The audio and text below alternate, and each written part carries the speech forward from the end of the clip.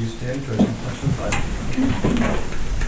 I pledge allegiance to the flag of the United States of America and to the republic for which it stands, one nation, under God, indivisible, with liberty and justice for all. This meeting is being audio and video recorded. First on the agenda is to ratify Brian McSweeney's employment as a water technician. Linda, did you want to introduce him? Sure. So Brian might be familiar to a few of you. He is from the Bridgewater Boys, and we're hiring him as a water technician at the water department.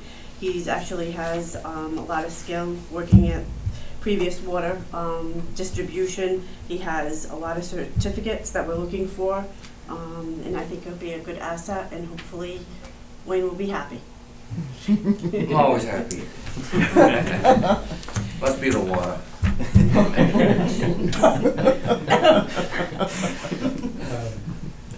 Good to meet you, Brian. Thank you for being here. Denise and Mary, do you have any questions? Or? No, I don't have any questions. Congratulations. Welcome to the team. Thank you. Thanks for having me. No, I don't have any questions, and same from me, Brian. Congratulations. We're glad to have you as part of the team. Thank you. I'd like to make a motion that we ratify Brian McSweeney's employment as a water technician. Anderson, do I make the motion? It has to be seconded first. Oh. But yes. Is there a second?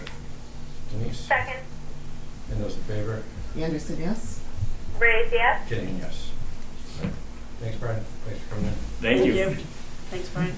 Thank you. Next we have Stacy Driscoll, the Senior Center. So Stacy Driscoll, we're looking to hire her for the outreach coordinator and the shine coordinator at the COA. She's had several, she worked in several council on aging since back to 2009, and she's very familiar with a lot of outreach programs, a lot of shine counseling. She has her shine certificate, and I think she would be an asset, again, to the COA. Great, thanks, Linda. Any comments or questions? No, congratulations. Welcome to the team, of Thank course. you. Same here, Stacy. Congratulations. You'll be very busy. I know. Yeah, absolutely. I'm prepared. I am prepared. Very excited. Great, thanks, Stacy. Thanks for coming in. Thank you. Is there a motion? So moved. Denise, is there a second? Denise? Second, All those in favor? Anderson, yes. raise yes. And Kidding, yes.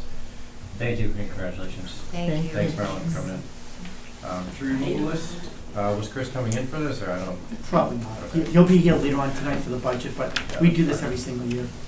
Do we have to do this? So we do, he requires the selectmen's approval on an annual basis, but during the course of the year, he is able to make an individual decision about an individual tree. But as overall maintenance, it is a requirement of the Okay. Board of Selectmen. All right, so this is his proposed tree removal list. Is there a motion to approve as requested? So moved. Second, All in favor?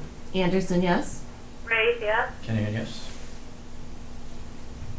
Howard School Statement of Interest. David, Yeah. do you want to briefly go over this? I will, and Anthony, I'll just say one thing. It is a Mass General law on the tree removal, but as it always says, the Board of Selectmen are in charge as the Chief Executive Officer of the town.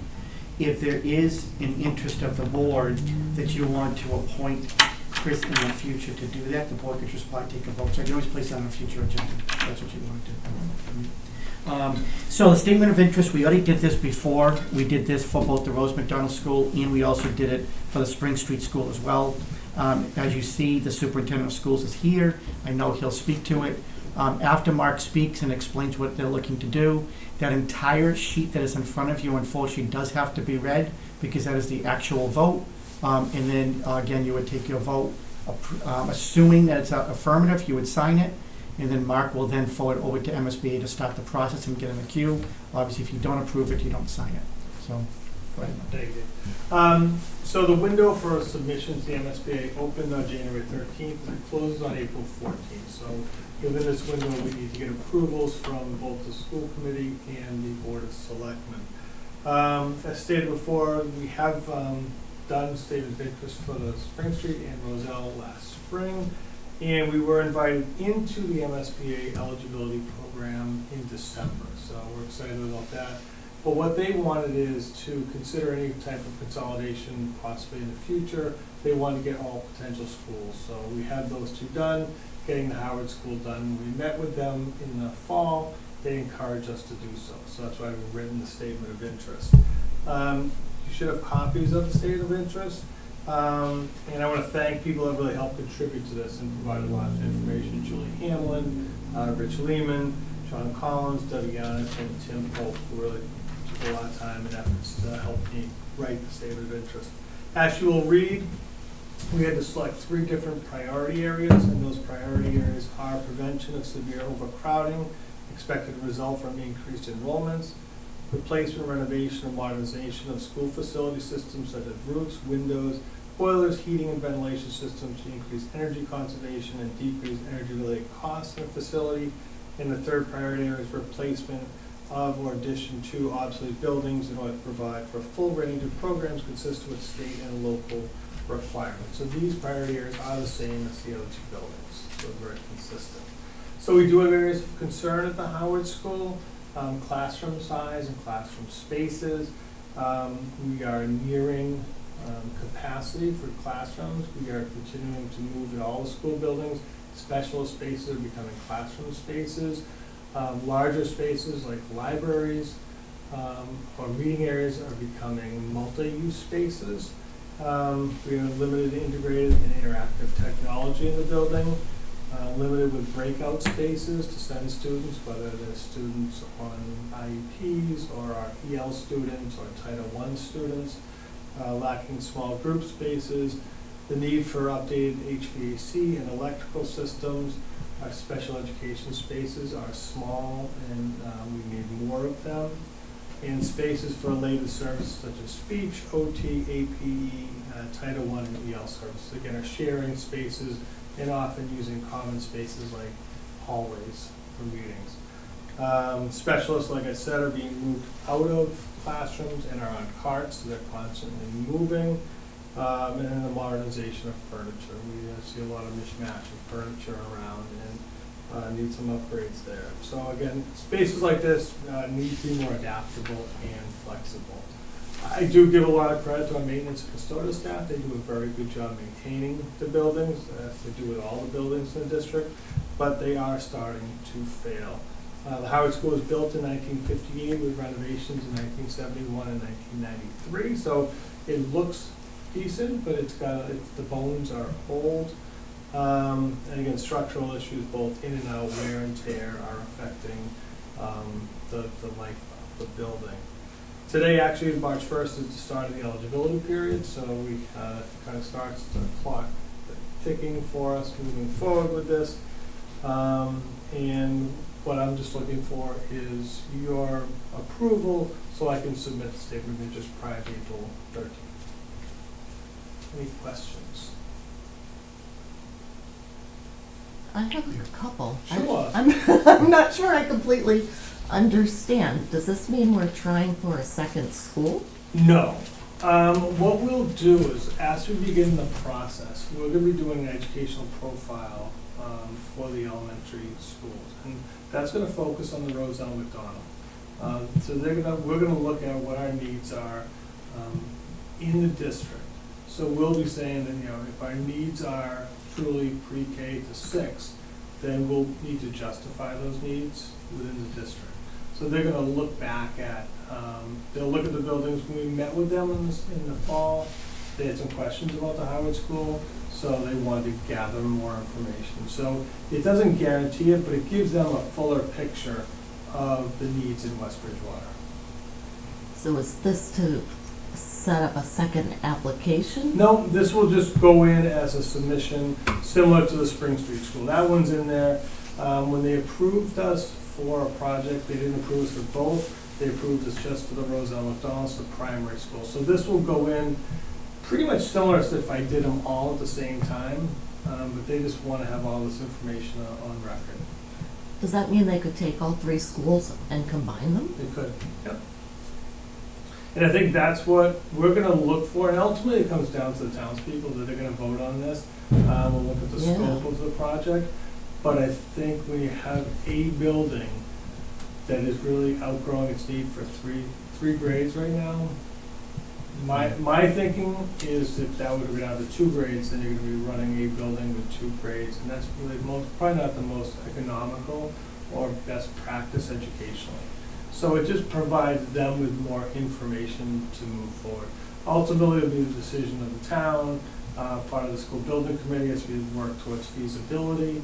But I think it's best to look at all options, with the remaining 3 schools. And if we can consolidate into one, although it'll be a big project, Yeah. clearly, long-term, is that best for West Bridgewater? And that's what we're gonna look at. We're gonna say, what's best for West Bridgewater over the next 50 years? And we think at least putting that information in to get that as a consideration is important. And we have a meeting scheduled next week with our MSBA coordinator, so we'll be asking more questions and getting more information. But it's a good question, because people ask, wait a minute, you just said Roselle, what about Spring Street? Right. So I think we're gonna look at what's best. So the first statement of interest is really Spring Street and Roselle together? Those are 2 separate statements of interest, but they Okay. selected Roselle as the priority school.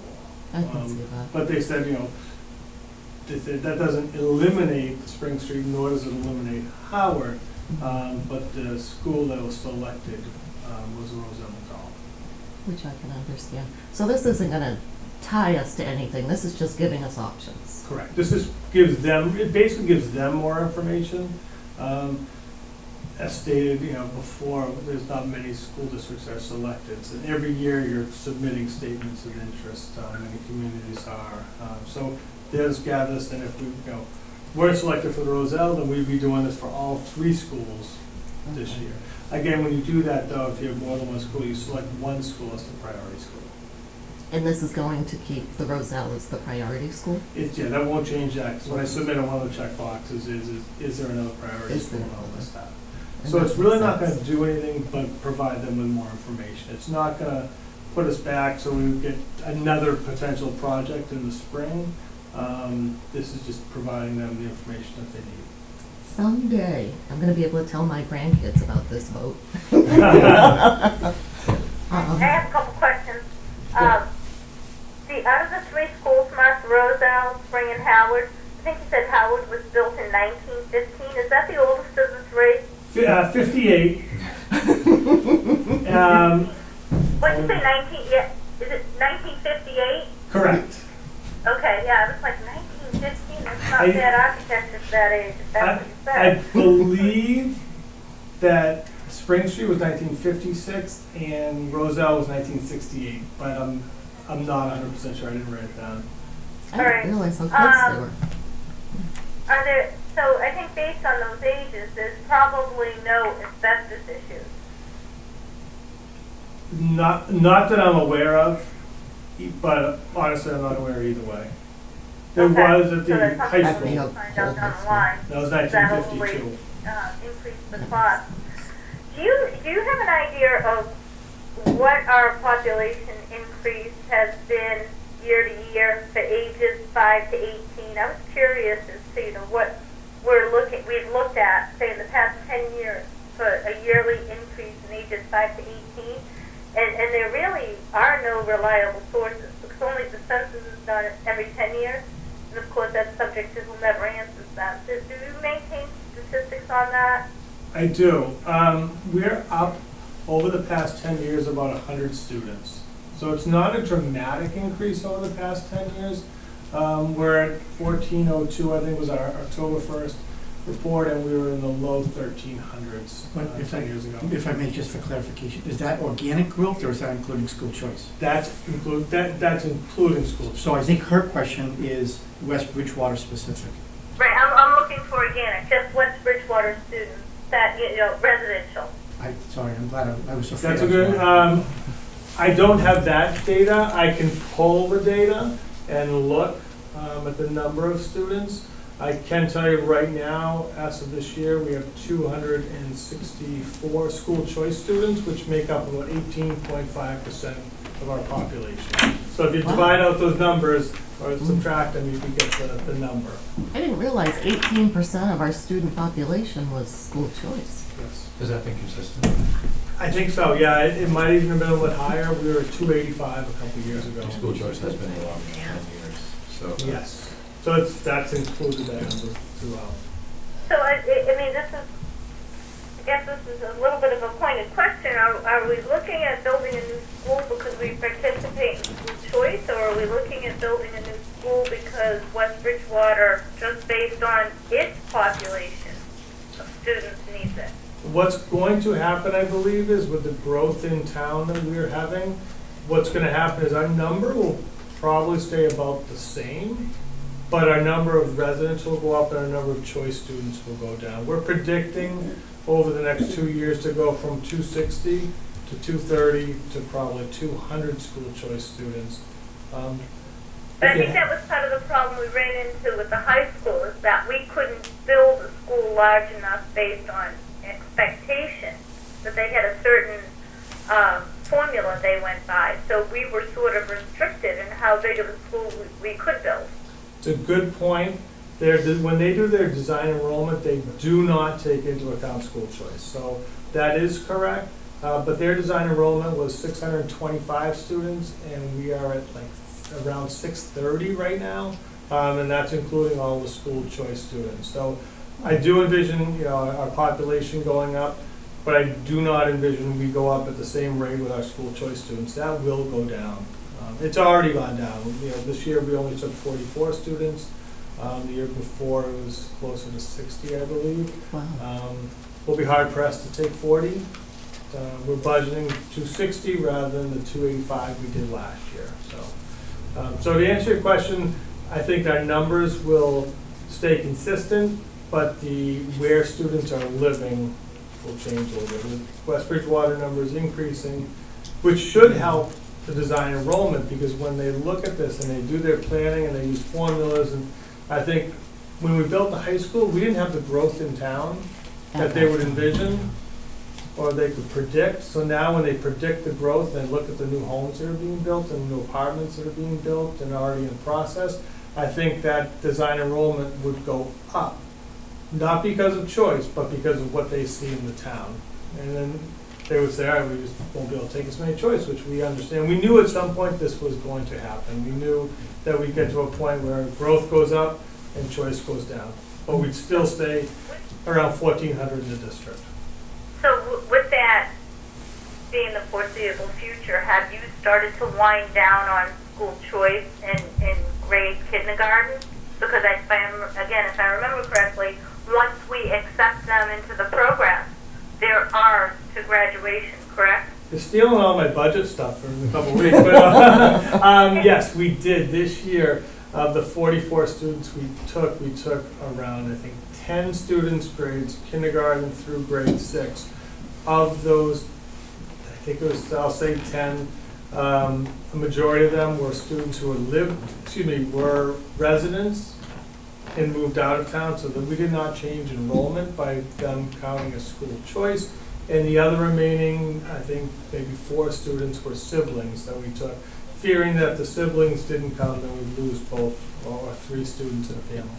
So that is a really small number over the 7 grades, kindergarten to grade 6. In years past, we took in that same group, double or triple that amount. So we intentionally did not take many at all in the elementary school.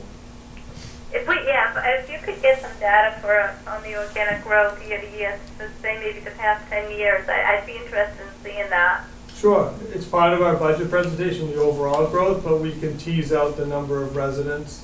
In each, we can say if there's 100 students in the grade and 20 are choice, then the remaining 80 would be the residents. And we can look at that.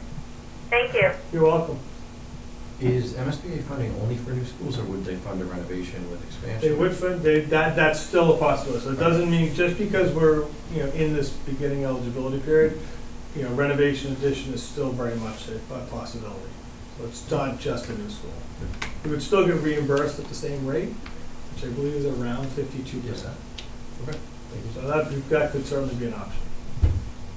All right, Any other so- questions? No, this is just to provide options, it's not agreeing one way or the other. Okay. David, do you have some? Yeah, so the super and I talked this past week about a school building committee. I was a little bit confused because I didn't know, we wanted to see if I have a selectman on it, I believe was from our Yes. conversation. And so I didn't place it on the agenda, I can put it on the next agenda, but I was a little bit confused about it because we were doing a statement of interest on this.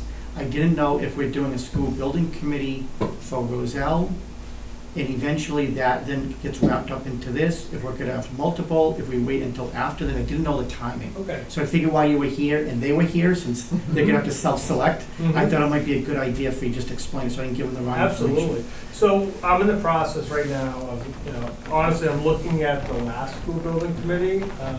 So went over and took a nice picture of the plaque that's in the Middle Senior High School, and looking at roles and responsibilities of people who were on the last building committee. And I want to try to get a good representative group within the community, both in the schools and town officials and community members who have expertise in building or electrical, HVAC. I think that was the strength of the Middle Senior High School building committee. We had a wonderful group of people who really worked well together. So I started generating a list. I started to reach out to people, and I'm looking for a representative from the Board of Selectmen, a representative from the Finance Committee, and other town groups as well. It will be one school building committee, so the building committee would work on the project. Again, the scope of the project has not yet been decided. It's an elementary school project, but the grade levels have not been determined. That's part of the process we go through. Like I said, we'll be creating the educational profile, we'll be looking at our needs, we'll talk about all buildings in the community. And ultimately, because when I asked this question to MSBA, I said, well, it's going to be confusing. People are going to see Roselle McDonald, I think it's just, so is it just grades 1 to 3? And they said, no, it's really what the community decides on. Obviously, a bigger school, it's going to cost more money, but I think they look at, do they want to take on a project that big? It's done in other communities. Holbrook is a pre-K to 12 building. Is it really? Yeah. Wow.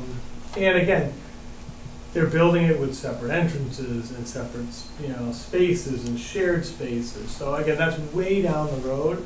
But this building committee will work together to find out what's in the best interest of the town and the schools, and ultimately, most importantly, our kids. And the school committee is the appointing body for that? Well, that's the other question, because I was talking to a counterpart of mine, and we were trying to determine who's the actual appointing authority. Of people on the building committee? Correct. I think it comes from myself. There's a form that the MSBA has to approve the building committee. And if there are certain requirements, certain people they need on there, like yourself, they'll need people who, from the business office and so forth. So I think the ultimate group that approves is the MSBA. So, as far as I know, that's how it was handled in the past. I think Dr. Oakley worked and got people to volunteer and then submitted that list of volunteers. And I think we have until May 31st, I think, to submit to the MSBA. So Mark, do you want me to, would it be helpful, I'll ask the board, but do you want me to put it on the next agenda and have them then determine, self-select someone for That's fine. Yeah, I think that's Are you okay. okay, are you okay Yeah. with that? Perfect. Thank you. Thank you. My pleasure. All It's a learning experience when I go through it. I was on the committee, but I think it's all new information. It's from a this different role, perspective. Yeah. right? All right, so is there a motion? David, did you say this needs to be read?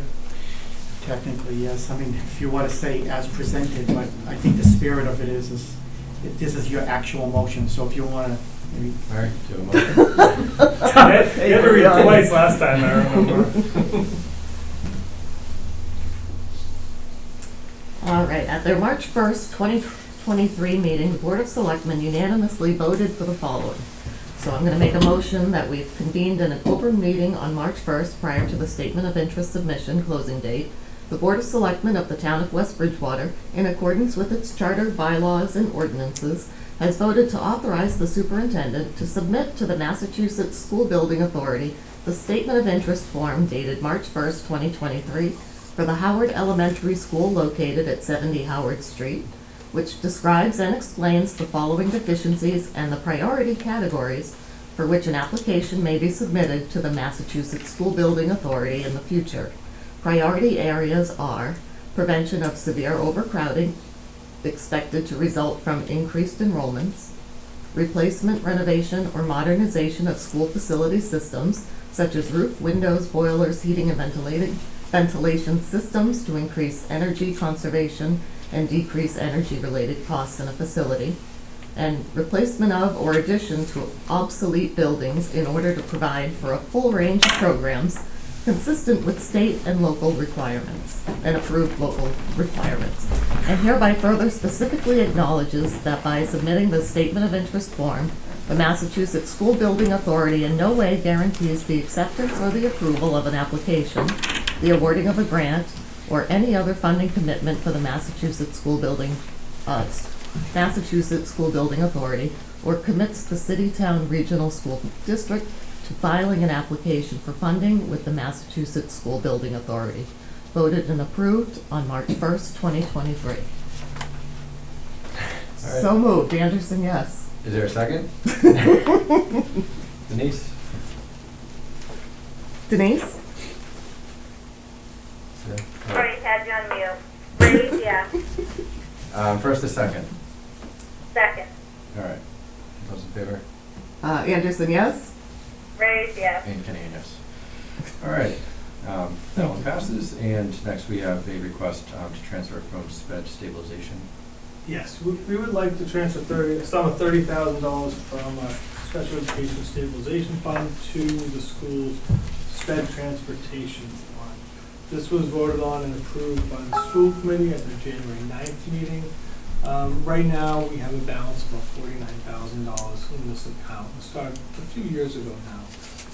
The reason we would like to do this is we would like to entertain the idea of purchasing a used transportation van for special education students. Right now, we pay anywhere from $150 a day to $450 a day transporting students. That's each student. And we feel down the road it will save the district some money. We know that what we would have to do is we'd have to train and get drivers, and the thought is we could use staff that we already have, such as instructional assistants, maybe lunch monitors or cafeteria workers that could drive these vans. They would be minivans, they would not be large passenger vans. Many districts are doing this and it's saving quite a bit of money. $100 a day is saving $18,000 a year. But you multiply that out, it's usually going to be more than that. There's a potential to save a lot of money. The vans also could be used by small groups or clubs if they wanted to, if the AP U.S. History wanted to take 5 or 6 kids into the Museum of Fine Arts, they could go in, the debate team wanted to use it. So I think they'll be very much used. And North River Collaborative, in the few months ago, sold a bunch of vans at pretty much fair market value, and other districts did purchase them. And we feel it'd be a good investment for us moving forward, really save us some money. Well, how much money? What kind of money are we talking? Oh, we're talking potentially substantial. I mean, if we talk $300 a day for 180 days, that's significant money. We're also talking about summer transportation, providing transportation for our extended school year program. Potentially could be used to transport students who are homeless. McKinney-Vento, we're required to pay transportation for that. If we could arrange a run, it would be money that we would not need to spend out of the budget. Ultimately, we'd like to probably purchase more. We want to start with one and see how it works. But I think it's, again, it's a way for us to not have to contract out services and internally save some money. And we could save,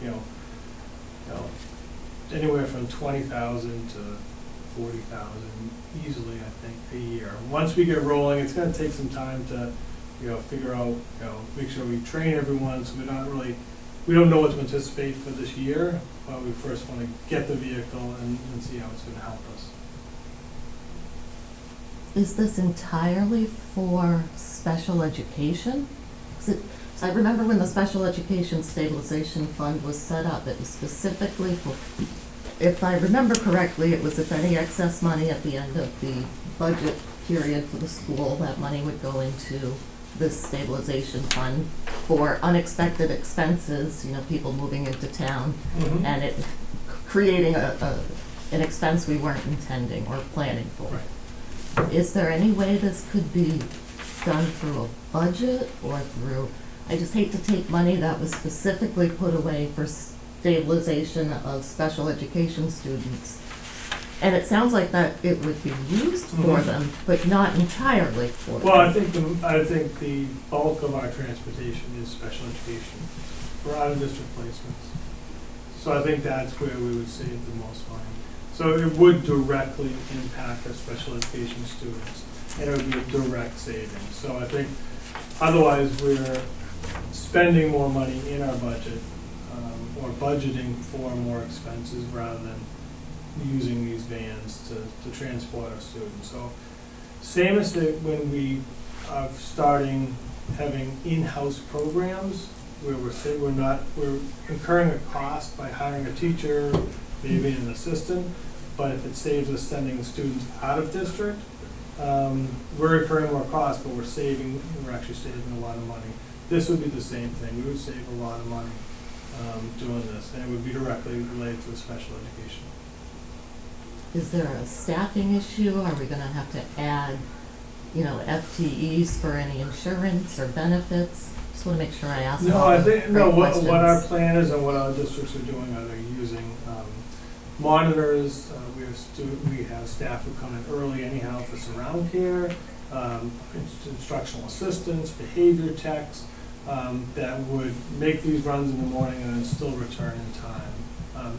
We'd obviously pay them for their time, so there would be a Increase in cost our hours. associated, so it wouldn't be no cost. We know also there would be an insurance cost that we would pick up, and there would be maintenance costs on the vehicles. And you're thinking maybe more than one in time if this works out. I think so.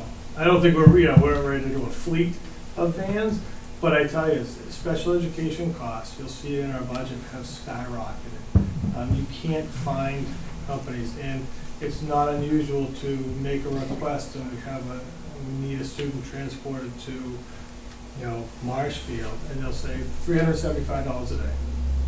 And that's it. And then, you can't find anyone else and you need to transport. So if we could pay our driver X amount of money, and have the vehicle, we would save that money. What happens if that vehicle goes down? Well, we would use, We outsource again? yeah, we'd have to. Yeah. That's why if we had backup vehicles, we'll have to have backup drivers in case someone's sick. Right. This could turn into a big, It could. And again, this is not unusual. I know other districts are purchasing vehicles for this purpose, because not only are the prices high to get, someone to drive, but they can't find them. right, no, I understand. My mother used to do it for my sister every single day, and she would be paid by the town for her mileage or whatever Right. it was. Is that still an option? Is that something parents can do instead of us having to take on a whole nother service? Well, I mean, that is, we do Yeah. offer that, the parents, we do reimburse them for mileage. But it's that, these students are not, It's a little more than that. Yeah. Which is why I noticed when you mentioned monitor, that involves two people Well, potentially no, I was in the thinking, vehicle. if they, it would if they would need a monitor. Most of the students do not need a monitor. But if they did need a monitor, you also may be more than one student in the vehicle, and now you're saving, potentially double the amount of money. So now you're transporting 2 students, or 3 students. Right. Well, I'm asking all the questions. Sorry, Denise. No, they're good No, questions. actually, I have a few. So, I mean, I don't hopefully this is something you can do, start off a little and test the waters. Have the employees that you're thinking about using to drive the van, has anyone spoken with them to see if they would be interested? And who's going to replace them at their job while they're out driving the van? Well, the goal would be they would be back prior to the start of school, so that shouldn't be an issue. And yes, we have had some people have some conversations to see if people are interested within our district. We could also look outside the district, but we thought if possible, we would like to hire people that we know and that we're already employing. But they haven't been approached, no one's been approached Yep, yet. they've been approached. I mean, nothing has been finalized. I think the question was just raised, would you be interested? And a few different people said they would be interested. It wouldn't require any kind of special license, as far as I know, because we're talking about Dodge Caravan. Right, right. Right, so no CDL would be required. And then, but I mean, you really need a few employees, because one's on vacation, one's out sick. You need to get these children where they need to go. And my other opposition to this is really, this budget was designed for unexpected expenses for special education students. And I remember the discussion being that you could not predict what student needs were going to be when a new student moved into town. I think this van should be a capital purchase. It should be in the capital budget, not taken out of these funds. It certainly could. I would say, though, that these are unexpected costs. We have unexpected costs of out-of-district tuitions and transportation that goes along with it. So, and it could happen overnight. We could get tomorrow morning, someone moves into town, and we've got to transport them. So that's a very much unexpected cost, unbudgeted cost for us. This summer, we had 2 different students move in and age into the programs that cost us $450,000. That was unexpected. So those are things that we have to deal with every day. We don't. It's not a set cost from the moment we approve the budget till the end. We have a lot of potential unexpected costs that cost potentially hundreds of thousands. So since you have you said $450,000 in unexpected costs? That we've had to budget for this year. So isn't that what the purpose of this fund was? Part of that's transportation. So I think spending $30,000 on a van that we hopefully would get multiple years use out of, and we save $20,000 to $30,000 a year, I think is a pretty good investment. Again, trying to think outside the box and ways to save money. I appreciate that you're doing that, but I don't agree with the thought process. At least I don't agree with the execution of it, is more what I should say. But, so why aren't you putting this in as a capital budget request? What's preventing that versus out of this fund? It could be put in that way as well. We have other capital requests that we're putting in, but Well, if this could be covered in a capital request, it's not really an unexpected special education expense, is it? so I think, we have unexpected special ed costs Right, all the right. time. And this money's been sitting, as far as I know, for at least a few years now, the $49,000. Would you be purchasing this vehicle right away as opposed to a capital budget item would be the next fiscal year? We would hope to purchase this spring. The collaborative that offered up a number of vehicles for sale said they would be hopefully putting more out, and we were told we're near the top of the list. So, and I think it's something we would have to move pretty quickly on.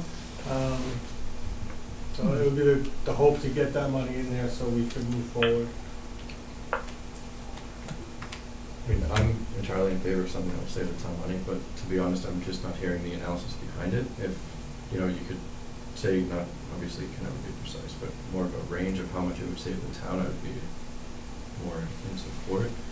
I mean, I think it's a good idea to look at every opportunity to save money. I'm just not hearing a little more precision on the amount that could Well, potentially be saved. $150 to $450 a day is what we could save.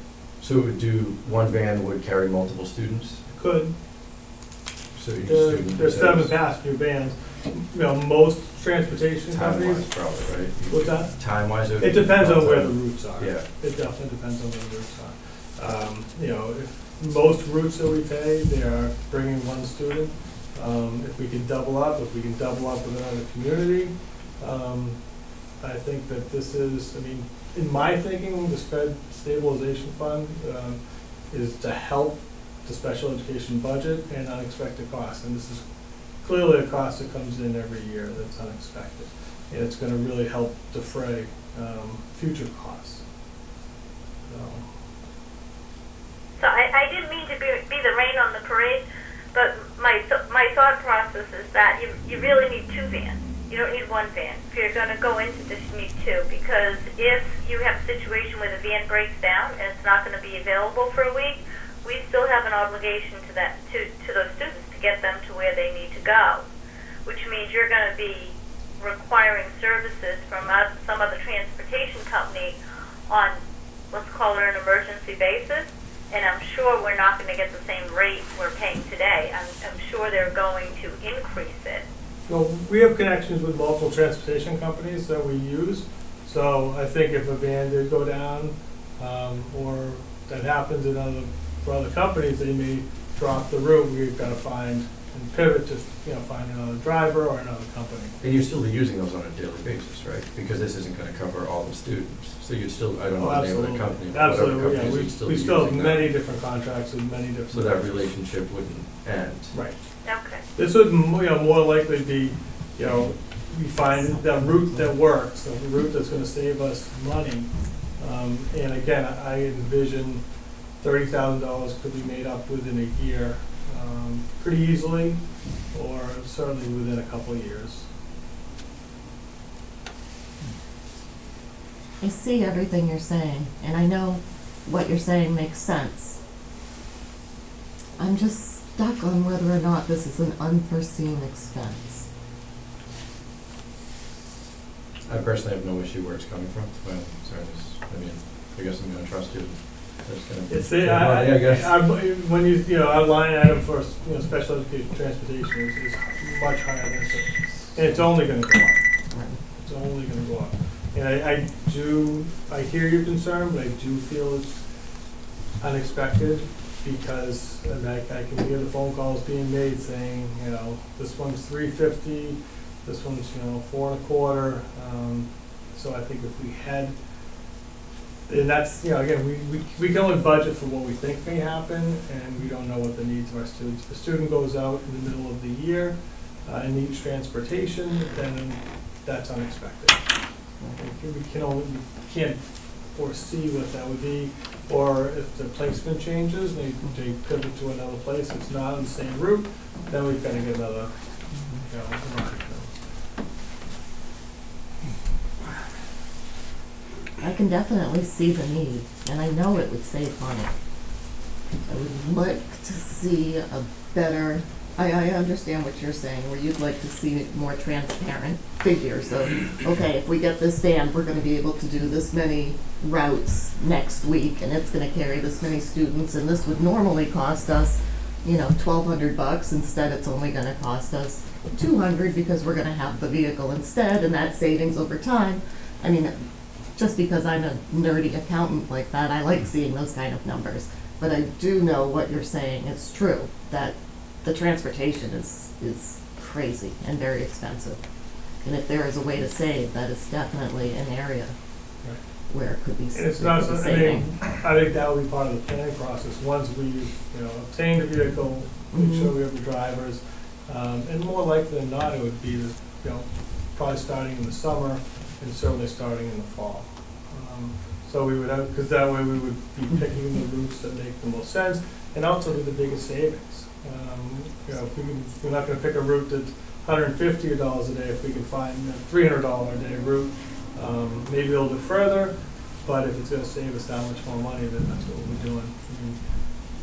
Saving. So, and again, that's where I go back to the same thing. It's just the execution of it. I think it should be a capital budget. If we're going to get into the transportation business, which is what we're talking about doing, then we should have 2 vans. It should be, any operating expenses should be on the operating budget as far as what we're going to be paying for the drivers and what we'll need to have for backup for the drivers, what we're going to do in the event that, well, if one van breaks down, how can we utilize the other van?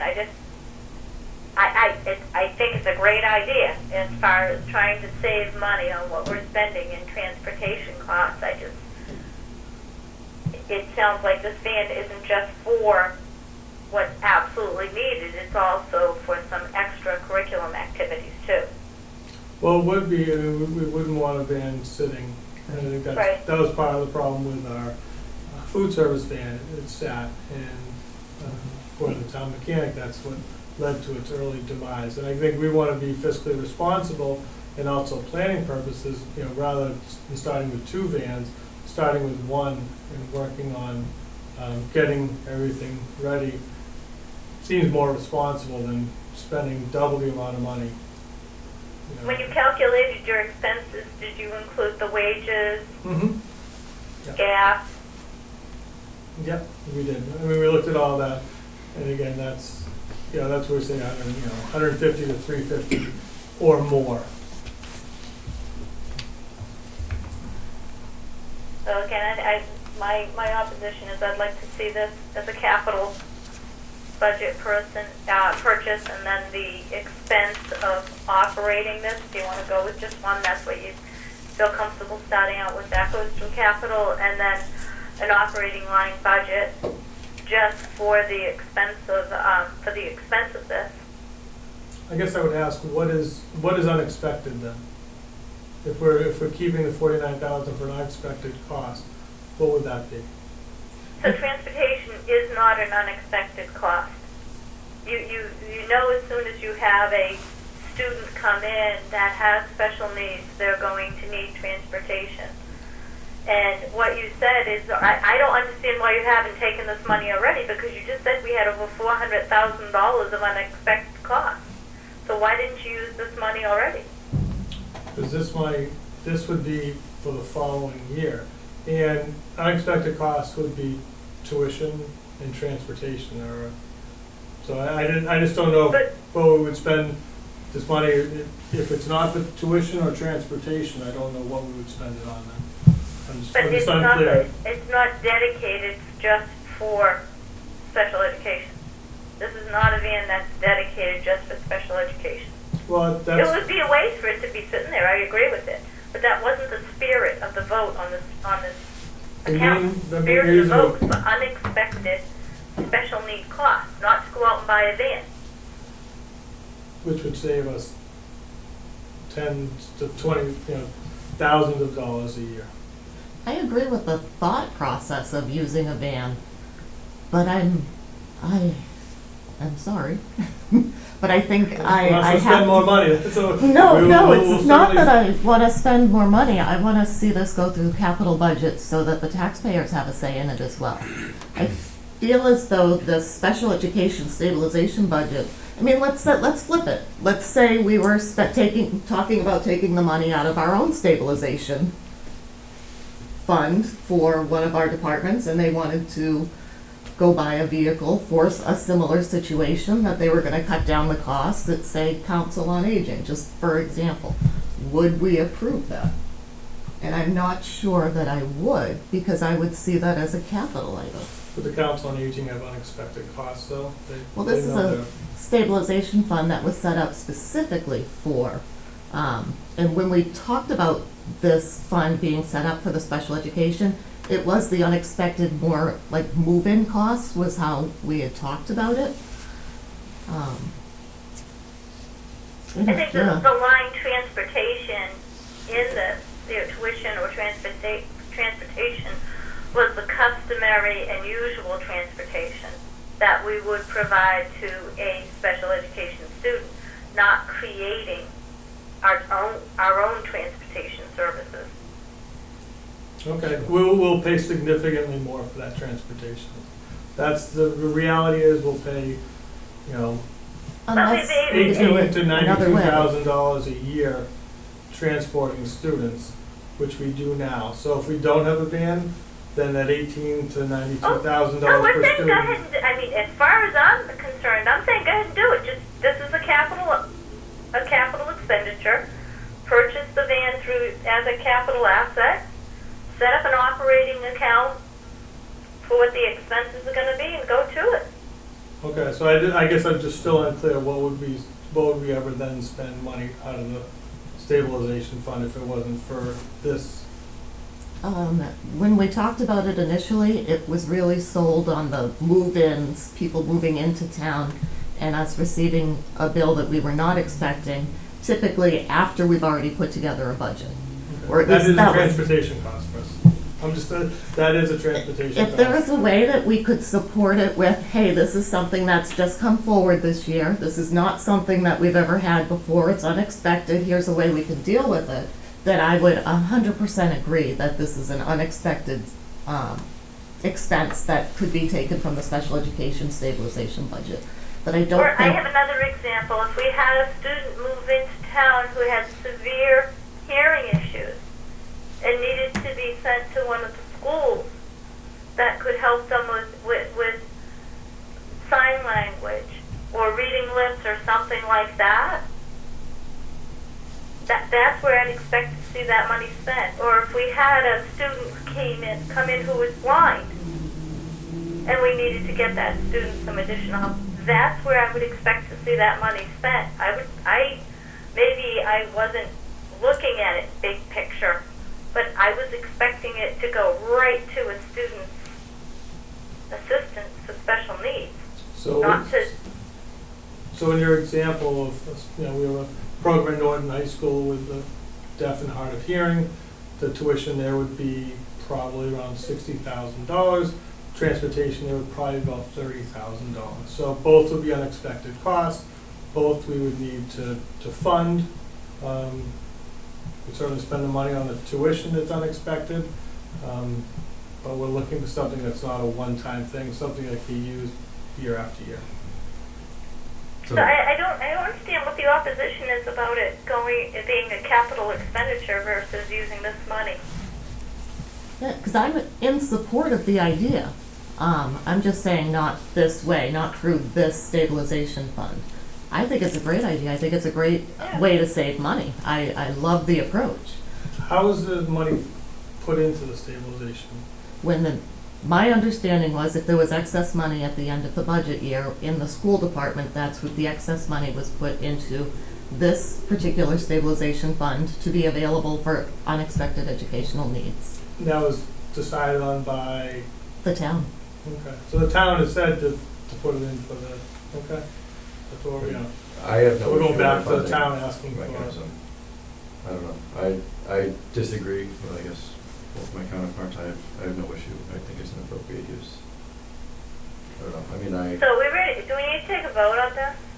yeah, Well, no, I want to hear your argument though, because what makes it an appropriate use? the primary use is for special needs transportation. I mean, But if it what's- gets used for basketball or whatever, Right, here and that's there, an alternative. that's fine, but the primary use is to reduce cost of special needs transportation. But what makes it unexpected? That's the part I'm stuck on. Like, I want to say yes. Mhm. Well, so But if I'm- this were, I feel like, would there be less issue if this were an outsourced contract? If a new student moved into town and this were to spend $20,000 for a Something taxi like cab that. company? It sounds like, because it's a purchase, it sounds like that's where the holdup is, where it's still transportation. Yeah, I guess if this had been presented as though someone new had moved into town and we had to fund the transportation, then you're right, yes, I would approve, yes. And I hear your request about, going to a capital item, and honestly, we've had internal discussions about getting a van for athletics. Mm-hmm. That we would go, because that again would save the district quite a bit of money, so we don't have to, get a school bus every time or go through a company. So I see that as, a very much appropriate way to go to capital for something that would, eventually save money. I just feel this is a special education need that we have an account that's set up for unexpected costs. So that's why, when I went to the school committee, And we discussed it, we thought, all right, this seems to be, in our minds, an appropriate use of this fund to So pay the things. The school committee has already voted on They this. What was that vote? It was, as far as I know, unanimous. It was unanimous? All right, so maybe I'm just stuck on technicalities. My real issue is whether or not that was the true intention of the fund when we set it up. I honestly don't know, I think it's for unexpected costs and for expenses. Do you I think think it this was would at be least allowed? probably 5 years ago, 4 or 5 years ago. I think it's appropriate. Jesus, you're all looking at me. I mean, I don't want to battle on it, I honestly think it's just, in my opinion, I in the see it school will committee's save opinion, money. that it's a way to save money. And will it be money saved, or will it be money that we don't have to spend down Right. the road? It's gonna be hard to tell, because, believe me, we're not getting a van for it to sit there. We're Right. not getting a van for it to be used, we're saying special education, and it's gonna be used for, field trips and things like that. This is completely 100% designated for, special education, and if there's no, if it's middle of the day and needs to run, yes, but I think the goal is intention to is- 100% to transport special education students to save money. Otherwise, we're wasting money, that's Right. no one wants to be wasting anyway. And when we say 30,000, this could cost much less than that. And, So and I don't care if you wanna say whatever the cost is minus that, the money goes back in, I'm 100% fine with that. That doesn't, I think, because I do feel the cost of the vans were much closer to 15 to 20,000. Mhm. So if it's just the cost of the van that goes in, and then the remaining balance goes back in, however the mechanism is to do that, that's perfectly fine with me too. So are you looking to take all the money or just the amount to purchase the van? We were looking to take enough to make sure we could cover the cost of it, not knowing the cost. Right. It just seemed like a reasonable number. So we're not trying to close the fund. We're actually We're looking not to add trying to to it, take- through other means that we're looking to add to that account. Okay. So if I may, based on that information, if the board is inclined to vote affirmative, what I would do is I would take a vote that you would transfer the amount necessary up to $30,000 to purchase a van, because if you send $30,000 over to his operating budget, and he spends 20, that $10,000 then is gonna be in his budget. It'll either be spent for other purposes, fall to free cash, or have to be transferred back at town meeting at a later date, a year from now, after it gets certified by the town accountant. It'll be too laborious. Okay. All right, All right. so I'm in favor. I don't know if Mary or Denise want to make a motion, either in favor or opposition. I'm in favor. I know it will save money, So do you want to make a motion up to 30,000. So moved. is there a second? Denise, you there? I'm not seconding it. Okay, I'll second the motion. Those in favor? Anderson, yes. Kanahan, yes. Those opposed? Raise no. Okay, thanks, Denise. All right, thank you, Thank I you. appreciate it. Thank you. Thanks, I Mike. appreciate the Thank you. discussion, thank you, I do. All right, Tracy. Yeah, do you really want to come up next after all that? Thanks for holding them up. I know. It's a little warm in here. Former Selectman Lawrence asked that you add money for business cards. What? Well, fortunately, there is printing categories. Internal joke? Yeah. So, if you just want to quickly run through changes, Sure. well, I guess some of it's new probably, but. Yep, so this is the first ever Mhm. planner inspectional services budget. So try to look at it conservatively and reasonably, kind of knowing what we have out there in terms of grant programs need public involvement, meetings, things like that. Looking at potentially getting some grant software to kind of track all of the good research that Lori's doing, as well as tracking the grants that we have. So I'll just kind of run through the first couple of line items are just for my salary and as well as the grant writer's salary. And then the following are just kind of standard operating costs. Again, tried to be conservative, but reasonable, understanding this is the first budget that we'll be looking at. And it's kind of using our best estimates based on other departments. And again, I just want to caution the board, you'll recall that we're going to move all the secretarial staff into this budget because we have a combined inspectional services. So you are going to see, right now you just have the grant writer in here, which is basically what the old Conservation Commission budget was. If you recall, that budget actually showed a decrease in that line. The building department is going to have a secretarial position in their budget along with the Board of Health, but you're going to see a decrease in that once they clean up the budgets and vet them out, and they will be placed into here. And that way in the future, all secretarial positions for inspectional services will be in this budget. And you'll see a corresponding decrease in the other budgets at a later date. Will anything else be consolidated into this, or just those? I don't think so, because they're all gonna need their own respective office supplies and that type of stuff. All right, any questions for Tracy? Up 30%. Sorry, had to mention it. And that's clearly not good math. No, not at all. No, that's very wrong. No, I have no questions.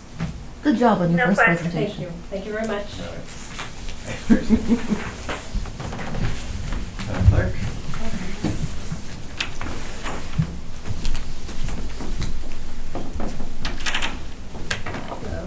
How you doing? Good, how are you? Good, thank you. Glad you didn't go second. Well, she didn't have any issue, hopefully. So we want to start with the town clerk's budget.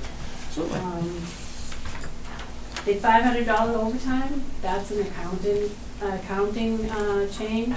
That money was actually in the treasurer's office budget. It's for the overtime for when Sharon goes to the police station to sell transfer tickets on Saturday.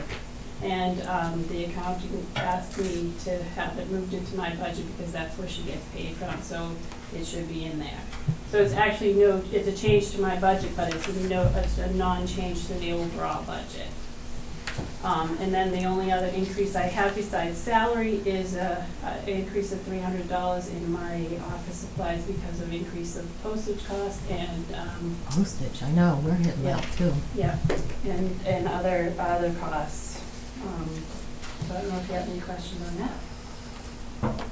Do you find your mailing less, My mailing is, or is it still the same? it's gone down because since the pandemic, but it's Probably basically the gone same back as it was prior to the town clerk's office doesn't do a huge amount of mailing as opposed to like the elections does most of the mailing with the census and the, Oh, okay. you know, the voting information that has to go out, ballots and registrations and all that.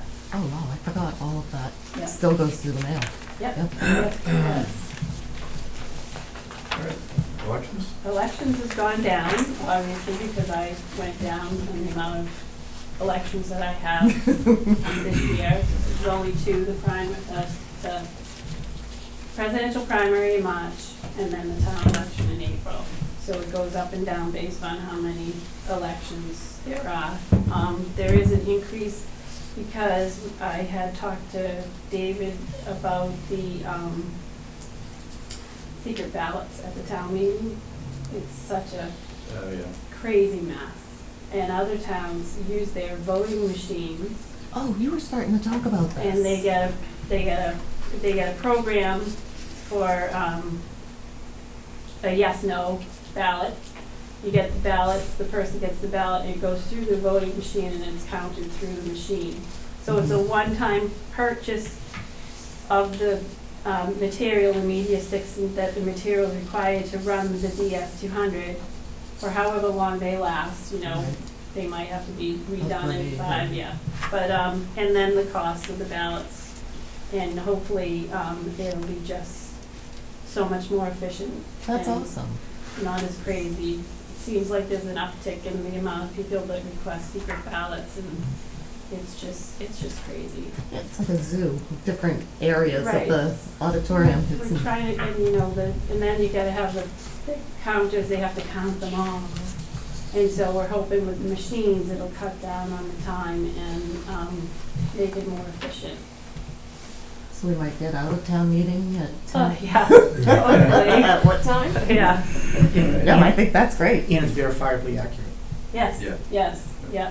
I Oh, mean, you gosh, might, that's a good point. yeah, you might I have never some. questioned the Well, manually counted That's ballots. why we have, a team. So the team, I know. one counts and then one, And double yeah. checks and they both sign off. And there might Otherwise- still be ballots that have to be hand counted because they don't fill the bubble didn't in right do away, but it'll limit the amount that have to be counted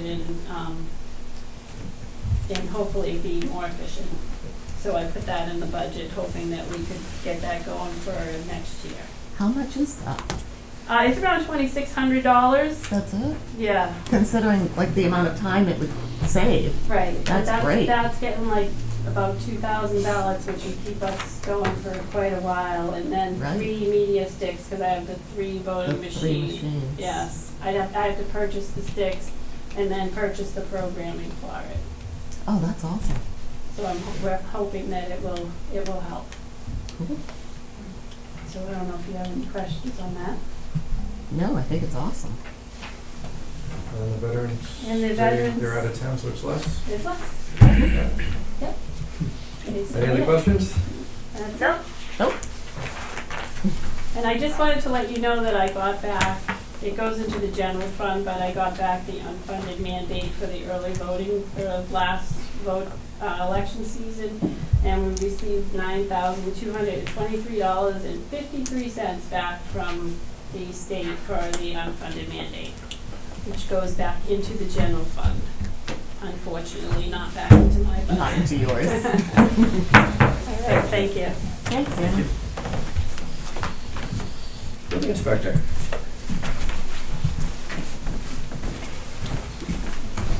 How's everyone doing tonight? Good, how are you, Mike? Good.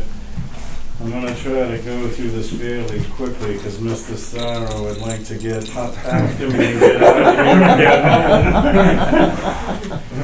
home. All right, so we're on the building inspector, building 2410. The first 3 lines are just cost of living increases. Line 5242, the vehicle repair, I was asking for a little more money as that town car ages with each year. More and more things are falling apart on it, and it's hard to know what's gonna blow next.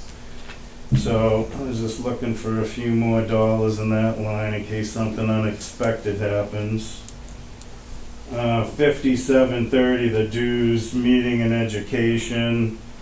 I'm looking to increase that, basically double it because of the new local inspector. He'll have to go to all the required trainings to maintain his certification to be the assistant inspector. Basically, that's it on that budget. Any questions? I don't No, have any questions, no questions? no. Gas? Plumbing and gas. First 2 lines are cost of living increases. I was looking, which the plumbing and gas and electrical are identical budgets, so I was looking for a $500 increase on the after-hour emergency, or I think it's intermittent calls. That's something else that's hard to regulate. Actually, that last 20 below zero weekend we had in February, all of us, that, and Friday, Saturday, and Sunday, we were all over town with frozen sprinkler and water pipes, and most of it in commercial businesses. One was a tree that crashed through a house down on Commonwealth. But David, I think he's already used up his entire $1,500. That one weekend, he used half the money out of that account. So that's something we don't know what Mother Nature's gonna do each year. So I'm just looking, and that is only if there's an event, so if it doesn't get used, it gets returned back to the general fund at the end of the year. The office supply meetings, dues and training, I was looking for $150 increases to cover their dues and meetings they need to go to.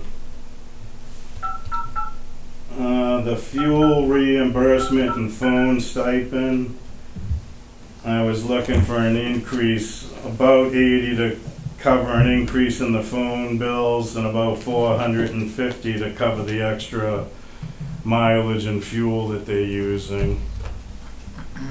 Have you gone over budget on any of these lines?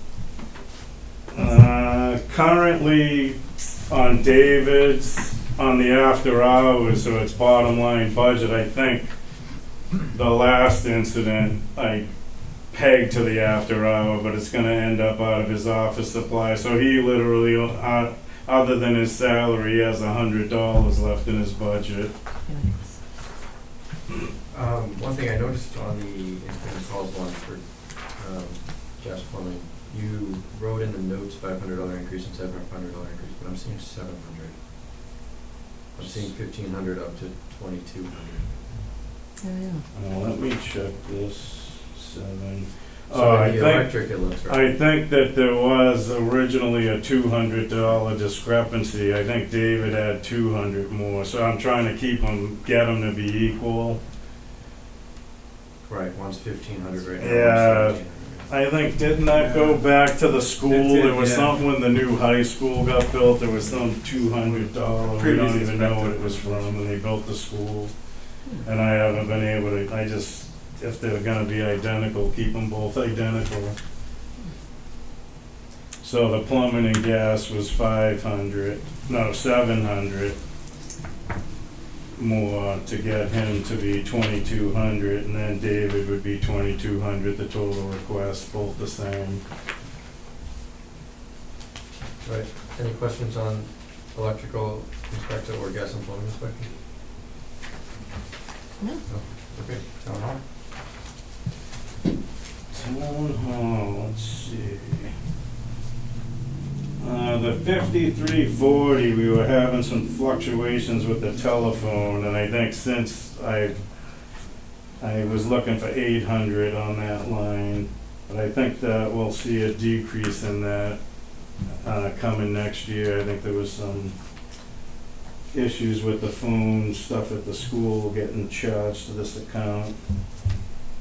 I'm unsure on the office supplies, how many new employees have we had? I wanted to add about 1,500 for the paper and the toilet paper and all the town hall supplies. I don't know what effect all the new additional staff will have, but things right now are getting thin on the line, and I think it's gonna increase as we go into this next fiscal year.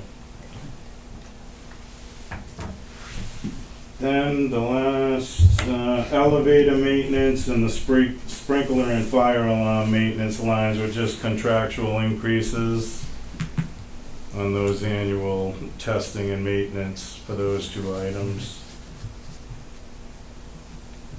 Any questions on this one? No questions? Alright.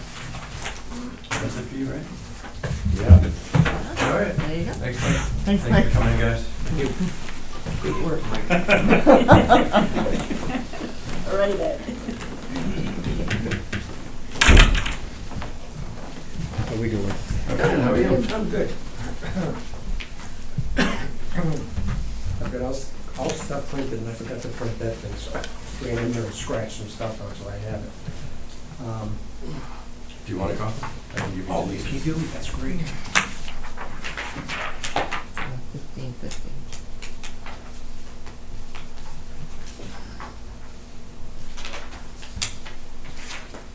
It'd be just for comparison. Thank you. Okay, so salary, just into 2% on that, cost of living. Office equipment and engineering both stayed the same. Data processing has gone up a little bit. I had there's almost $1,000 increase on KDS just about $1,000 in KDS increase. So that accounts for that. The consultants have gone up. We're at 63,340. So we're about $7,000 over.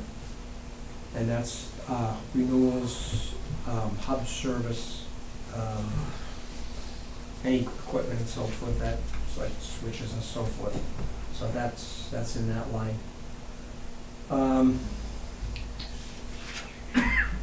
Internet.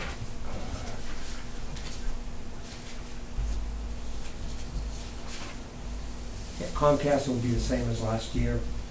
For the schools, for the town side, we've got the E-rate, so we're getting 50% on that. The Comcast for the police department, this is for the Sieges. They have their own separate line there for Sieges. That went up a little bit, and the water department, we put fiber optic in there through Comcast. We're very, very happy with the service. Pretty much the same price that we paid. It's gone up a little bit, but I think it was worth every penny of it. We haven't had any headaches or anything with it. And before with the copper, VPN, and every other thing, we were having an issue with it. So we have less bandwidth than we had with copper. The fiber makes all the difference in the world. I didn't want to Really? complain, so I'm pretty happy with that. Network equipment. On that, 4,800. Computer supplies again was 800, and computer equipment was 5,000. So pretty much the same as previous years. Any questions? Denise, you have anything? Probably on mute. Denise, we can't hear you if you're talking. Sorry about that. I'm muting it in between just so you don't get any background and then I forget about it. No questions at all. Thank you, Ed. Okay, thank you. All right, Good enough. Thanks, thank you. Thanks.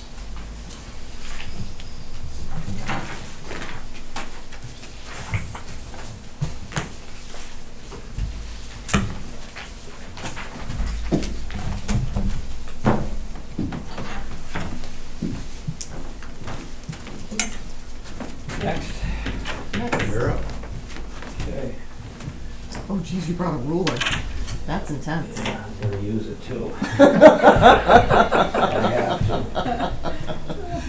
Boy, you're a lucky lady, Annie. I know, I count my blessings every day. So, where would you like to begin? You want to just run through any changes? We'll start with the public works budget. Yeah, Public Works first. Okay. Yep. All right, in-service training, we've upped it 1,000. That's based on the cost that is set with the work, the training that Tom receives for his mechanic stuff. Okay, that's gone up. We think 1,000 is going to cover it. It's been going up actually. I was gonna say, that went up Yeah. recently. Yeah. And it didn't go up for a while. Nope, it hasn't, but now it has jumped, and I think we'll be fine with that, 1,000 extra, but we want to cover it.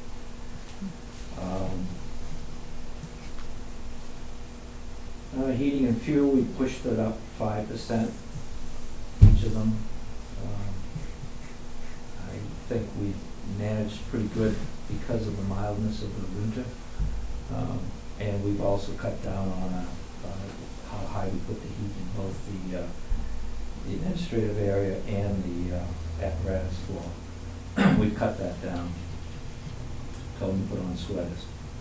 Good, So, toughen them up. yeah. If we move down, equipment repairs, I upped from 17,000 to 25,000. We are currently at 1,000 deficit on that.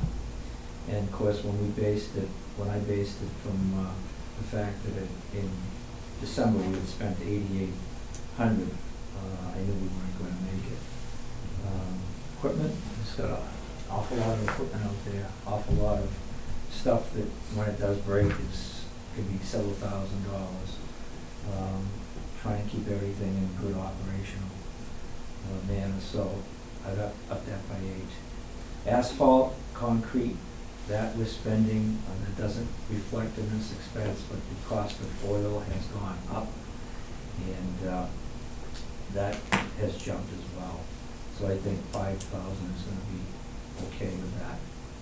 Signs and markings, we had already spent 10 as of December. It's gone up quite a bit of signs. We put a lot of signs around town. Everybody wants a sign for something, and they're very, very expensive. And then all the apparatus and hardware that goes with them. Hazardous waste, that is Sin Oil, which is our pickup for our tight tanks, as well as hazardous material that we have in the mechanics bay, as well as roadside cleanup, which is always on the up. We always have stuff left on the sides of the road. So we're increasing that. We had already spent almost 4,500 by December, so we went up to 10 grand by increasing it. Medical services, adding a little bit more. We always seem to run in a deficit in that. So we've upped it by 1,000 to 1,800. GIS has actually dropped 4,500. If you remember last year, we had to up it to 8,100 because of a one-time license that Dan had to get for the town. That's been taken care of, so it's dropped down. I did want to request, before I left the medical, is we do have 3 medical line items for whatever reason, because probably we combined the 3 budgets at one time. And we'd love to get it into one medical services line item, if that's possible.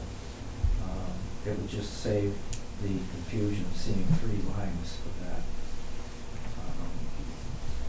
The other one is parts and supplies that you see there. We also have tools and supplies a little bit further down.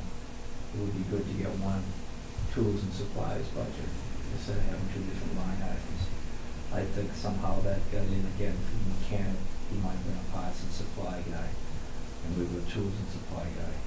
So What 2 lines, Chris? parts and supplies, and down the bottom, tools and supplies, So 5430. and 5533. Does the board have any objection to that? No. So the next increase would be gasoline, which is something we've tried Wow. very hard to conserve, but as you can see, It doubled. yeah, it's doubled.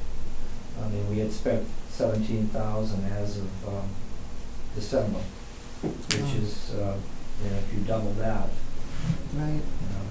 So again, I don't know, the fuel has dropped a little bit in the last few months, but,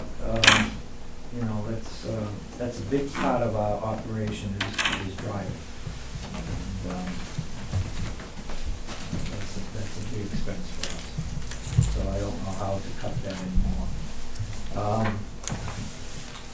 Sand and loom and gravel, as you can see, the costs have gone up, but we had spent back in December almost a total budget of 1,500, so I doubled that. Drainage supplies, again, expensive, getting more expensive. That's all the basins, the grids, everything we do to build basins and piping and so forth. So again, I wanted to get that up to double. And then there's that tools and supplies there that we had at 4,400 in December with a total budget of 7. I increased that to 10. And it came to a total of the budget, I believe the budget is $1,313,000. It came to an increase of 59,000 for the whole budget, separate from the personnel services. Oh, okay. Okay. That's contractual and don't even bother mentioning that. It's all 2% and whatever the union has agreed on. Okay? Yeah, 59,266 was the increase overall in that whole operating budget of 1,313,000. Any questions on this? What about staffing? How are you doing with personnel? Good. Very good. I was kind of expecting, looking for a position or not, like, just as, the DPW We and have town a grows. position that we're still filling from last year's Oh. town meeting. That's great. And there was an issue that we had to wait on that, but we'll be going out with the advertisement again in April. Oh, good. Okay. That So makes we've sense. already got a couple applicants that look pretty darn good, so it Oh, would be, good. yeah, to have their qualifications and so forth, so, So you're not seeing a need to expand beyond that at this point? no, I don't think so. I think we're doing okay. We've got an aging crew, getting up there. I have plenty of comments that I'm keeping to myself. So, there'll be some replacements coming along in the next year or two or three. But right now, I think we're okay, yeah, definitely. Good. Okay. Moving on next. Snow removal. Snow removal. We just went over on that, and we sent a letter to this office here that we were going over the 91,000 that we have under snow. We are currently at 132,000 spent.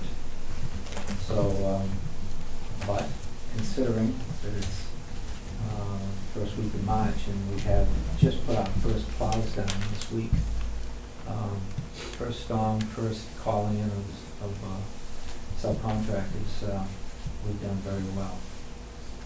Storm coming up this weekend looks like a small one, 2 to 4 inches. It would be a duration storm, but I don't see it as a heavily expensive storm. So we're doing well with that, considering. Okay. All right. Lighting? Lighting, we made a small adjustment to that, and that's on the advice of Sue Kent, our assistant accountant, who watches it very carefully, and she increased it by 12%. I'm just feeling that that would be a good figure to go up. She had 95,700 last year, so the request this year would be 107,000, or an increase of 11,000. Are these the same streetlights that have the LED lights Yep. now? Yep. So that's not going to go It would be down? nice to see a reduction in that. There is going to be a small reduction in that. We weren't given an exact figure in that, were we, David? No, but I do expect that when I scrub the budget up, I reduce this line. Yeah. This will be the first full calendar year without LED lights. You may recall in December, I informed the board that 80% of all the lights had just finished being converted. So another 20% will be this year. So they'll be phased in. So we should see some savings this year. That's great. Unless we've increased any lights, but I don't know if we have enough. So that was just put in there as, again, to protect it and to give it I don't think we've increased any lights because I've called the National Grid about the lights down at Market Basket. I called them at least 2-3 months ago and reported they were out, and they told me that would take a few weeks to get someone out there because it's on 106 and they need to get a detail, and they're still out. Okay. Yeah. That's pretty, it's discouraging. And there are lights out all over town. So I don't know what the next step is with National Grid. They gave me a claim number as well. Last winter, we sent a guy out one evening for 4 hours, and he documented every light out. Wow. And there were dozens of them. And we turned them all over to National Grid. We had been getting complaints from people that drive around at night, and so forth. And that was before the LED conversion. So I'm assuming that all those have new lights because the conversion is done now, right? It's 80% complete, it's not 80%, 100% okay. complete. But Yeah. Denise, if you could do me a favor, could you just email Chris and I that case number? Sure. We'll reach out to National Grid. Yeah. I will say, however, that whenever you have new development in town, like new subdivisions, for example, or any other, you do have an addition of streetlights as a result of those. So there is more inventory today than there was, say, just 5 years ago. Yeah. And Chris, when did you have the guys go out at night to Last- crack the outlights up? When was that? Last winter, Last winter? yeah. That was actually the last time that I had gotten any complaints from a resident. I think it was a repetitive complaint from one person, but it was justified. And Right. he went out and, yeah, he mapped quite a few from the River Street area, 106, the center of town, and so on and so forth. Yeah, when I called and I told them I didn't have the poll numbers, but I could give them addresses, almost in Market Basket, that I don't think they needed exact address for that, and they were fine with that. Yeah. And I also told them the street light in front of my house had been out for a while too, and they said, okay, that's a side street, we can get someone down there right away, but as far as the main street, it was a little more extensive. Now maybe they've delayed it to put in the LED light, it's possible. Quite But possible. David, I'll definitely get you the case number. Thank you. You're welcome. Transfer station? All right, waste disposal. I think, again, on heating and electricity, we went up 5%.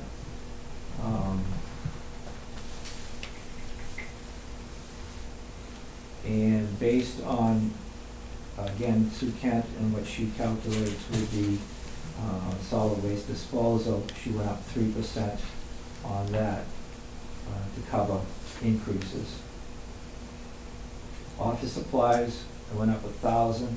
That's basically Comcast and the security cameras and so forth, which, as you can see, as of December, we had already gone over budget on that. And I think that's it for waste disposal. And reward. Tree warden is Your toughest holding its budget. own, $400. Any more questions? No. No? No? Okay, very good. Thank you. Thank you. Thank you. That was easy. It's the ruler, it was intimidating. All right, Cheryl? How are you? Good, how are you? As you've probably seen in the memo, this is the first year in 13 years that the CPC has not had, we don't have any projects to push into town meeting. So the money will just be put into their buckets, is typically done, and will be saved for next year. All the projects that were approved at town meeting last year, ongoing. I gave you a description of that. There was also another one for another agricultural restriction that we were waiting on, that did go through and was approved at town meeting, so that's ongoing as well. So, Quiet year. yeah, it's a very quiet year, so the only thing that the CPC will do is the required public hearing that we do. It'll probably be in April, right before town meeting. So for any interested residents that want to learn about the CPC, typically we review projects that are going forward to town meeting. But if in the event that we don't have any projects like this year, we'll just, pull out the CPC plan and talk about what the CPC does in town and that type of thing. So. Do you know of any plans coming up in the future? I'm really surprised. Yeah, well, there's two projects that Chris has, that he put aside to fix the War Memorial kind of collapse that's ongoing. And that's another project will probably be ongoing. The cemeteries, Mm-hmm. more War Memorial work. The veterans, Mhm. I believe that will be an ongoing project, I believe. Is that correct? Oh, Andy left. Is that, that will be ongoing, right? Yeah. I believe that will be ongoing, once they get their, database and identify all of the stones that need the markers, so. So going forward, definitely stuff will be happening, but, and there's still stuff ongoing, you know, Skim Milk Bridge is still ongoing. I believe the paperwork for to put that on the National Register have been submitted, which is kind of exciting. So I believe I just received a new structural engineering report that they've been working on, just so that it can be maintained. All right, All right, sounds good. thank you. Thank you, guys. Yeah. All right, so Board of Selectmen, so David has prepared a budget for us. If anyone has any requests to change or add anything, this is the opportunity to adjust our own budget. Looks pretty straightforward. All right, hearing nothing, David, do you want to go on to the FinCom and FinCom reserve? And they're both level funded, $3,100 for the Finance Committee and $67,000 for the reserve account. Have we spent any of the reserve yet this year? We have not.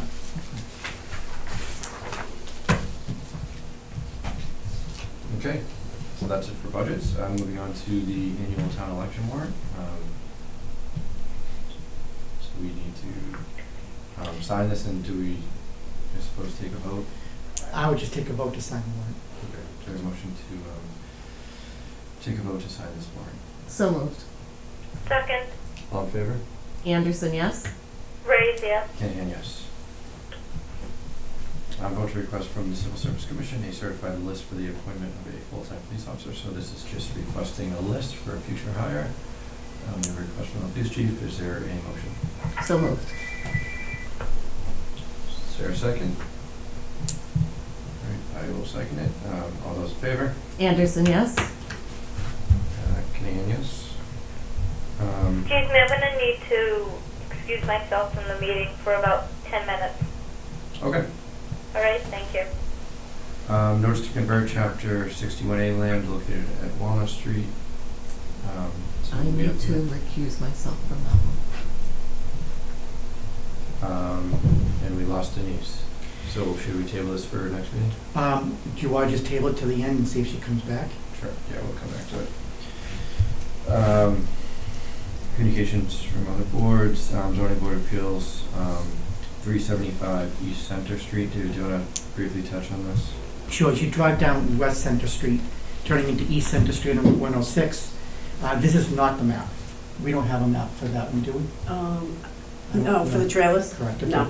So, the Actually- new set of lights at East Street and East Center Street, right as you pass those set of lights on the left-hand side, there is a home. Then there is a piece of property that is vacant, about half an acre. It's been vacant for some time. It is undeveloped. This person will be looking to sell trailers out of that piece of property. He will not be operating a daily store there. It will be online sales, and then whoever looks to purchase these types of trailers, as you can see in front of you, they would actually meet them on the spot and then take delivery. I do think that there's a site plan. One more? Yeah, right there. So you'll see there's East Center Street there on the left. Where that trailer is right now, that's actually where the existing home is. And then next to it is the vacant piece of property. You can see that there's going to be some type of a driveway, a parking lot, either gravel or asphalt, that will be built there. They will store their trailers then on the parcel itself. There will be a shed there in the back that's just going to store whatever type of miscellaneous equipment they need. And it isn't allowed right because it's in the business district. It will go before the ZBA. Abutters will be notified as part of the process, and then they would vote on a special permit. Okay, thank you. Any comments to the zoning board recommendation? Not that I can think of. We can send over a notice that we're not opposed to the comment or something along those Not lines. opposed to just being Or in favor. mindful of the close residents. Is that a motion? Sure. Second, all in favor? Anderson, yes? Kanahan, yes.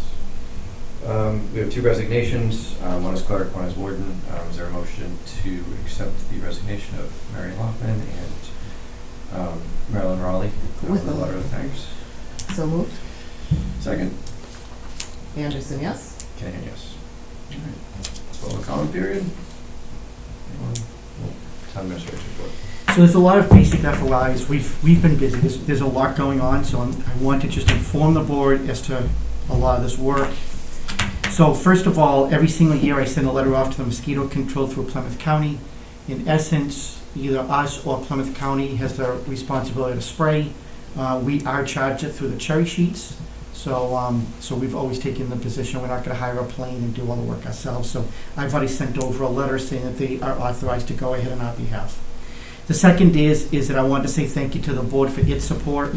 You'll recall that a handful of months ago, I came before the board frustrated that Plymouth County had only released 50% of ARPA funds. At that point, the board agreed with me. I reached out to about 12 of my counterparts in the county.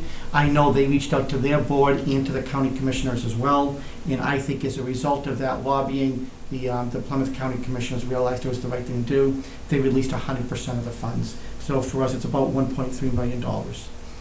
Next is very good news, probably never seen before in the history of West Bridgewater, is that in 6 months, you remember that the Forest Street Bridge went out of service over the summer. Chris Iantali, good job to him, is that he applied to Mass DOT for some type of state emergency funding, and it was actually approved to the tune of about $4.3 million. It is in its preliminary phase, so we do not know exactly how it's going to work yet. None of the paperwork has been processed. We've just received notifications been approved. I do anticipate that they may be requesting from the town that we will have to come up with the design engineering expenses. I'm going to guess probably a couple of $100,000, but again, I'm purely guessing. And then from there, the DOT would take it over. But that's really good news because many communities might wait 10 or 15 years before they can get a bridge reconstructed. I think the last update was what, 2028, we would see money? For the TIP program, correct? Yeah, that's fantastic. So this is really, really good news. So again, just an FYI to the board. Another FYI is back on ARPA funds, is that the Board of Selectmen had dedicated the entire $1.3 million to be used specifically for the water treatment plant to be built at the water department, and the water department has filed for those ARPA funds, and I've been in constant contact with the first review audit company. So it's a little laborious, but we are progressing through it. The other FYI is that you'll recall that a couple of months ago, that is the previous one. This one. Thank you. Is that we were informed that there was going to be $1 million that was going to be provided to all of the communities under Senator Timilty's office. It was communicated to me that it was going to be $1 million for all communities. I have reached out to the administration and finance because I want to know how to use the funds. There's no real definition, and I have made multiple calls, and I've not been able to get a real clear indication as to how to use it. But as part of that process, it has now been communicated to me that it's going to be $1 million split evenly between all those communities. So in the town of West Bridgewater, it'll be $148,000. So I just wanted to correct what was said to you before. My feeling is that we'll get through the budget process, and then I think I'm going to have to come back to the board, and we'll have to just kind of brainstorm as to how you want to use the funds. You'll also recall that per Mass General Law, I made a presentation to the board last year that the state had changed, had made some zoning changes in reference to MBTA communities, of which we are labeled as an adjacent community. What that means is that we are going to have to target a district of which a minimum, at that point, 750 apartment buildings were going to be allowed by right to be built. After lobbying by many of us at the small community level through the MMA onto our delegation, they have now amended it, where for West Bridgewater will be about 150. So that's a big change.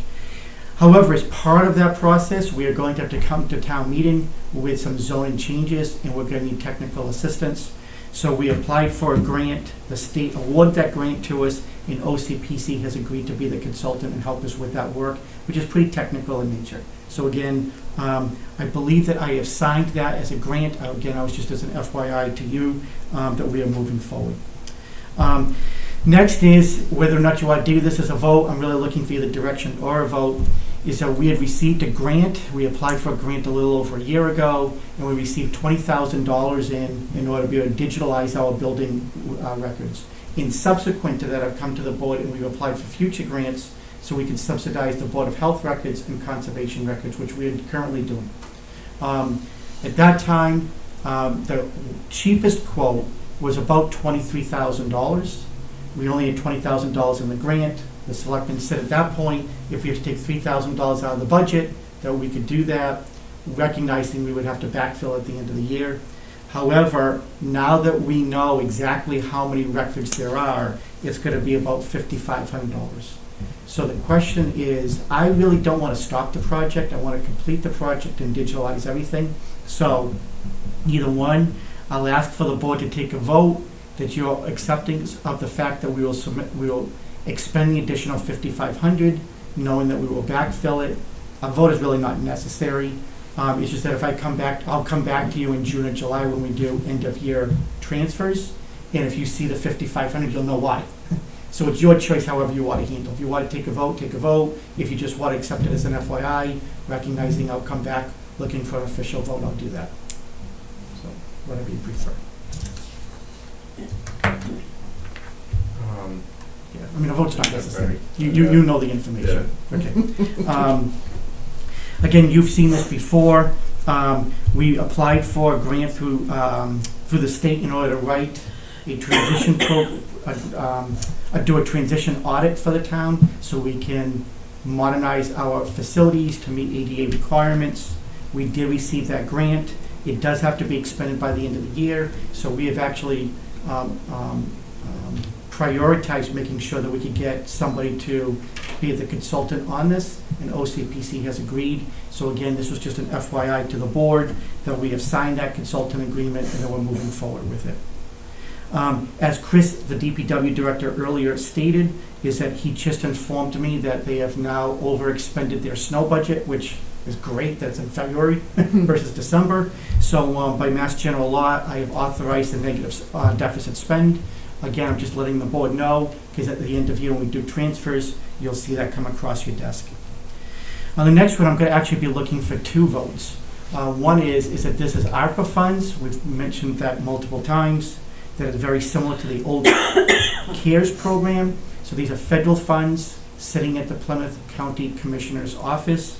Plymouth County is requiring that each town take a vote that they are willing to get into a grant agreement and accept the funds, which again is that $1.3 million. Seems like it's pretty perfunctory and unnecessary, but that's what they're requiring.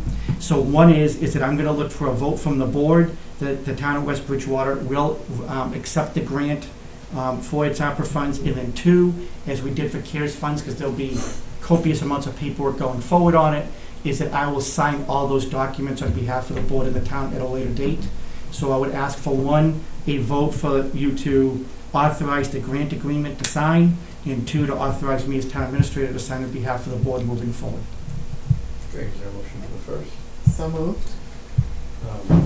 Second, all in favor? Anderson, yes? And yes, and there's a motion for the second. So moved.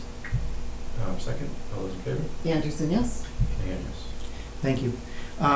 Next one is CHA Consulting. They have done, as you know, they did a really good job on our behalf, culminating in our December 5th special town meeting. All of those plans that were submitted at town for the athletic fields and the athletic complex and the homework and the research that was done was all done through this firm.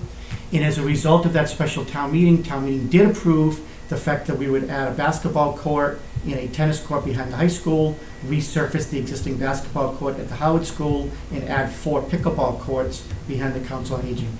As part of that estimate was $30,000 for the design, engineering, and bidding oversight of the project. We would like to amend the existing CHA contract because where they're doing it, they already know what's going on. It's going to be $30,000 was their fee. There would have been more, I'm sure, going out because they would have had to get brought up to speed. So the warrant article was written for the Board of Selectmen to expend the money. So again, I would ask for 2 votes on this. One is that you would authorize or award the contract to CHA, and then also to allow me to sign the paperwork moving forward. Okay, is there a motion? For the first, item you mentioned, so moved. Second, all those in favor? Anderson, yes? Kenny, yes. And for the second point, so moved. Second, all those in favor? Anderson, yes? Kenny, yes. Thank you. And the last one is, under my report, is that Senator Timilty every single year informs us as to, during the fiscal year, what our budget priorities would be, and then he would attempt to lobby for any additional funds for the town. I've included what the request was last year that was voted on from the board. You can see the 3 requests that you placed in. We did not receive any funding in reference to the water treatment. We did receive, although our request was $600,000, we received $75,000 in order to do engineering for the Matfield Street Route 28 traffic signal project, which we are in process of doing right now. And we also requested $200,000 for sidewalks, of which we did not receive any. So we can run with these same ones, we can try different ones, I can amend the numbers, I'll do whatever the board prefers. I just used this as a template for your behalf. I'm fine with these. I think that the second one, the traffic light, is probably the strongest case where they funded the study already. I'm good with those 3. I don't know if they're necessarily listed in priority order or anything, but I don't think so. They were not. Well, actually, it says prioritize as follows, because that is the way you did it. So 1, I would move it. 2 is, last year we were told that the water treatment plant was going to be in the ballpark of $3.5 million. We're now told 7 to 9. We know we have $1 million from ARPA funds, so I don't know if, the higher the number, the less likely it's going to get funded. But I don't know, do we keep it at 3.5? Or if you want me to change the number, I will. Whatever you prefer. Well, let's make it a more realistic number anyway. 6? Yeah. All right, is there a motion to send the same thing, but adjusting the first one to 6 million? Do you want to change the priority at all? No? I can't read what the second one. Oh, it's the traffic signal. Yeah. I'll I'd see. say no, I'd say keep them the same. Yeah, no, leave it the way it is. Okay, right, cool. Thank you. Do you, I'll just, When does the time expire for that? We have time because it was December 20th. so January, February, March, April, so you want just to table it to next meeting? Okay, so just please take a vote to table it to next meeting, and we'll place it on the next agenda. Okay, is there a motion to table the agenda item regarding the Walnut Street parcel to the next agenda? So moved. Second, those in favor? Anderson, yes? Kenny, yes. And is there a motion to adjourn? So moved. Second, Anderson, yes? Kenny, yes. We are adjourned.